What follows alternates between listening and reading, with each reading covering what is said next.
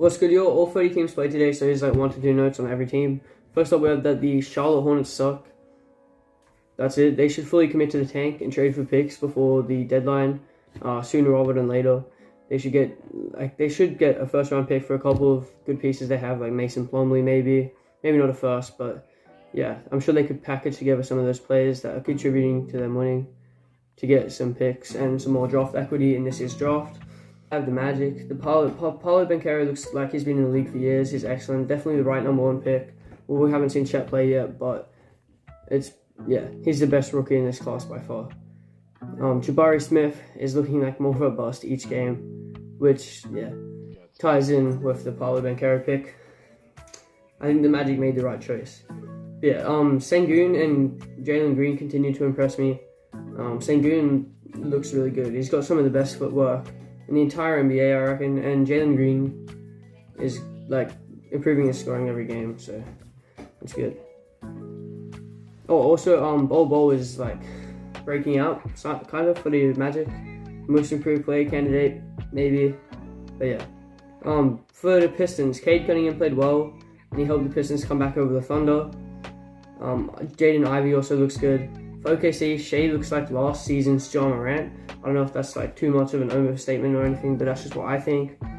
Of course, I'm going to be a bit biased. I'm an OKC fan, but yeah, he really looks like that type of player. Miles kind of trying to get his trade value up. He had a great game. Halliburton is a serious candidate, contender, whatever you want to call it, to be an all-star and maybe even win most improved player. For the Pelicans, Ingram and Zion starting to rebuild the chemistry that they had a couple years back. They're starting to ease their way back into things. Of course, Zion missed a fair bit of time, so you can't expect them to be like fly out the gates perfectly. For the Suns, Chris Paul looks old and now is injured. He left today's game like a few minutes in. I think it was like he might have played 12 minutes. But yeah, he's looking old, bro. He's still averaging a good number of assists, so yeah, the Suns are going to be able to work around that. But without him being able to score like double digits each game, and Cam Johnson being out, the Suns are going to be struggling to find scoring outside of Devin Booker and maybe even DeAndre Ayton, if you want to include him in that. Don't forget, they still have Jay Crowder, who needs to be traded. Hasn't played any games for them yet, and he still wants to be traded. So, yeah, they should sort that out soon. For the 76ers, Embiid is still great. Tobias Harris had a bit of a game. He played well. Maxi's looking good.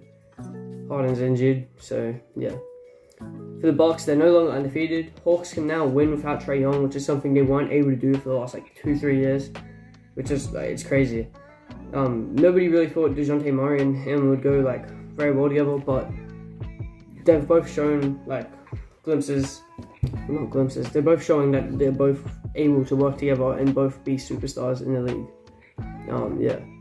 So now there's no undefeated teams in the league. But yeah, the Bucks, they're still the 1 seed in the East. I think they're going to be the 1 seed maybe. There's a high likelihood, unless like the Celtics do something insane. I don't think anyone else is really in contention for that 1 seed. But yeah. For the Blazers, it feels like they have a game winner every other game. And for the Heat, they look bad. They had a good game today. Most of the players are playing well individually, but they're just not winning games. I don't know why. I don't know what could fix that. I don't even know what they need. But they just need to win. Sounds simple, right? But yeah. The Raptors are struggling without Pascal. It's only been a few games since he went out with injury. But yeah, they're struggling. Fred VanVleet's turning things up, but still not enough. The Bulls are mid. That's all I have here. Vucevic actually has found some form this season and he's playing rather well. I think he's averaging like a double-double, which is good. Levine's Zach Levine and DeMar is DeMar, I guess. They're mid. Yeah, for the Grizzlies, Ja Morant and Desmond Bane are the next Steph and Klay, I think, and have the potential to be even better. It depends on like what the ceiling Desmond Bane has. Maybe recency bias has got me thinking that like Steph and Klay weren't amazing. I'm sure they were. Like I know they were great, but Ja and Bane, they look like something special. But yeah, they played the Celtics and Jason Tatum carried. He had like 39 points. He might win MVP this season. I think he's going to be high up in the race. And he has like a definite chance. It was a tight win in the end. They were up like, I think like 15 at some point in the game, but they keep choking. I'm glad they didn't just like lose this completely. But yeah, the Timberwolves are lacking chemistry. A D'Angelo Russell trade might be near. The Knicks look surprisingly good. I wasn't high on them at the start of the season, but they've impressed me. They might make the 8 seed. I don't know. I reckon they're still going to be a play-in team. I don't even know if you want to be a play-off team, or if you reckon. I don't even know if you want to be a play-off team. I think it's better off if you just tank, like, to get in the lottery. Any odds at Victor is better than none.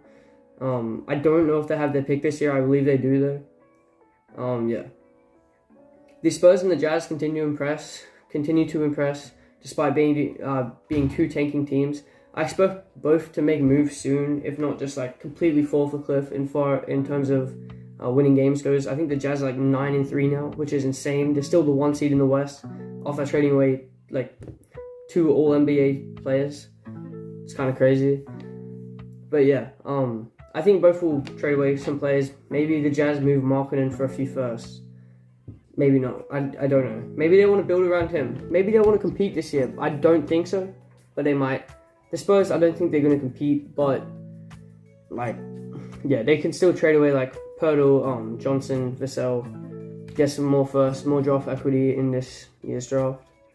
Because yeah, the more chance you have at getting Wembanyama, the better. But yeah, Lakers suck. That's it. Jokic is the MVP. That's why the Nuggets won that game against the Spurs.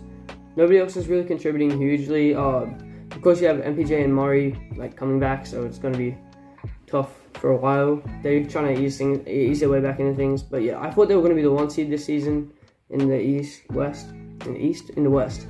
But yeah, I don't even know if that's like in the realm of possibility anymore. But yeah, Luka, and I say Luka, not the Dallas Mavericks, but Luka came back from behind to beat the Nets. I think he's still averaging 36 points, and he had 36 today. To beat the Nets. The Nets need more defense. Luka has no help. That's the notes I had there for that game.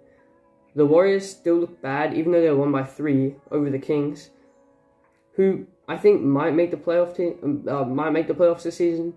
Surely they break the drought. But yeah, De'Aaron Fox is playing like an all-star. He might be. I think he will be at this rate. Yeah, Paul George is carrying the Clippers, but the role players are starting to step up more and more. Of course, you're dealing with the absence of Kawhi Leonard, so you're not going to reach your ceiling until maybe the postseason. So I don't think there's anything to worry about with them at this point. Yeah, Donovan Mitchell and the Cavs are surprisingly good. Like, I knew they were going to be good. I thought they were going to be like a top 6 seed, easy, qualify for the playoffs. But they're like really good. Yeah, I think they're going to be even better. They're going to win a lot of games this season, especially when they figure out how to utilize their entire roster effectively. But yeah, that's all the notes I have for today's game. I'm sorry if I missed your team. Let me know what your thoughts are on today. Every team played, so yeah, it was sick.